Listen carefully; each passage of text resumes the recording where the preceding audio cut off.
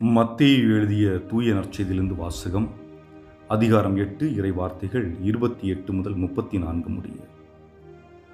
அக்காலத்தில் இயேசு கலிலேயாவின் மறுகரையை அடைந்து கதரேனர் வாழ்ந்த பகுதிக்கு வந்தபோது பேய் பிடித்த இருவர் கல்லறைகளிலிருந்து வெளியேறி அவருக்கு எதிரே வந்து கொண்டிருந்தனர். அவ்வழியே யாரும் போக முடியாத அளவுக்கு அவர்கள் மிகவும் கொடியவர்களாயிருந்தார்கள். அவர்கள், இறைமகனே, உமக்கு இங்கு என்ன வேலை? குறித்த காலம் வருமுன்னே எங்களை வதைக்கவா இங்கே வந்தீர் என்று கத்தினார்கள். அவர்களிடமிருந்து சற்று தொலைவில் பன்றிகள் பெரும் கூட்டமாய் மேய்ந்து கொண்டிருந்தன. பேய்கள் அவரிடம், நீர் எங்களை ஓட்டுவதாயிருந்தால் அப்பன்றி கூட்டத்திற்குள் எங்களை அனுப்பும் என்று வேண்டினர். அவர் அவற்றிடம் போங்கள் என்றார். அவை வெளியேறி பன்றிகளுக்குள் புகுந்தன. உடனே அக்கூட்டம் முழுவதும் செங்குத்து பாறையிலிருந்து கடலில் பாய்ந்து நீரில் வீழ்ந்து மடிந்தன. பன்றிகளை மேய்த்து கொண்டிருந்தவர்கள் ஓடிப்போனார்கள்.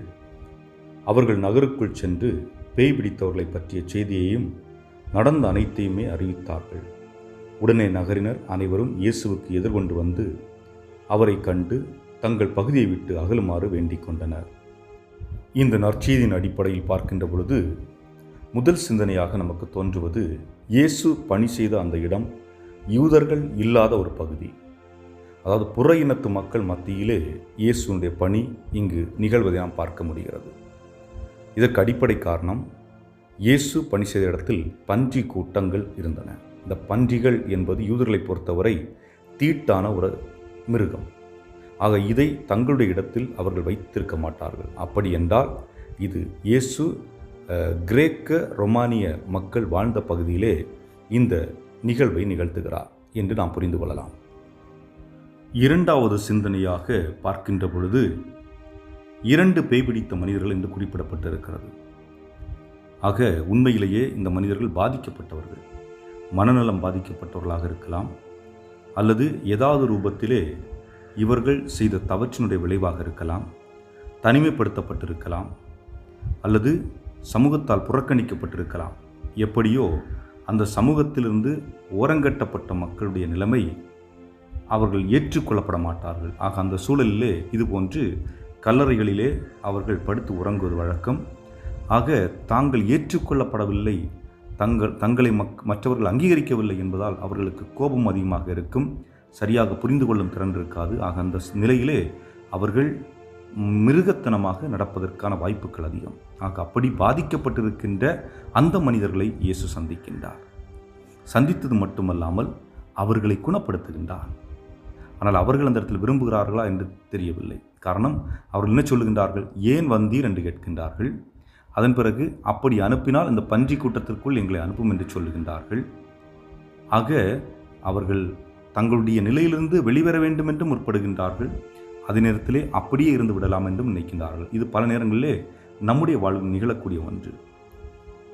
நாம் ஏதாவது ஒரு தவறான பழக்க வழக்கத்திற்கு அடிமையாக இருக்கலாம், தவறான செய்கையில் இருக்கலாம். அப்படிப்பட்ட சூழலில் மற்றவர்கள் நமக்கு உன்னுடைய மாற்றிக்கொள் என்று சொல்லுகின்ற பொழுது அதை ஏற்பதற்கு மனதைரியம் இருக்காது. ஆகவே நான் எப்படி வேணாலும் இருந்துட்டு போகிறேன், நீ உன் வேலையை பாரு அப்படின்னு சொல்கிற ஒரு தோணிதான் இதுவும் கூட. ஆனால் இயேசு அவர்களை குணப்படுத்தி அனுப்புகின்றார். ஏனென்றால் மற்றவருடைய வலியை அறிந்து செயல்படுகின்றவராக இயேசு இங்கே தென்படுகின்றதை நாம் பார்க்கின்றோம்.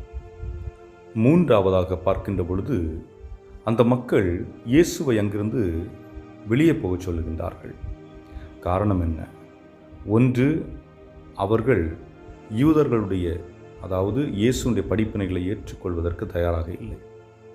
ரெண்டாவது, பொருளாதாரம் முக்கியம் என்று பார்க்கின்றார்கள். அதாவது இயேசு செய்த அந்த வியத்தகு செயல்களை அவர்களால் கண்டுகொள்ள முடியவில்லை, அவற்றை அவர்கள் சிந்தித்து பார்க்கவும் இல்லை. ஆனால் பொருளாதாரம் தடைபட்டு விடக்கூடாது. ஆகவே இயேசு இங்கிருந்தால் பொருளாதாரத்துக்கு பாதிப்பு வந்துவிடும் என்று இயேசுவை வெளியே அனுப்புவதை பார்க்கின்றோம்.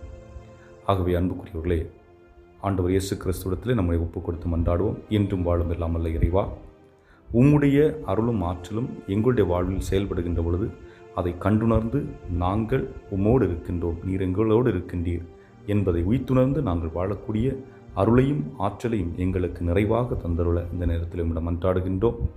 எங்கள் ஒவ்வொருவரும் நிறைவாக ஆசீர்வதித்தருள எங்கள் ஆண்டவராய் கிறிஸ்து வழி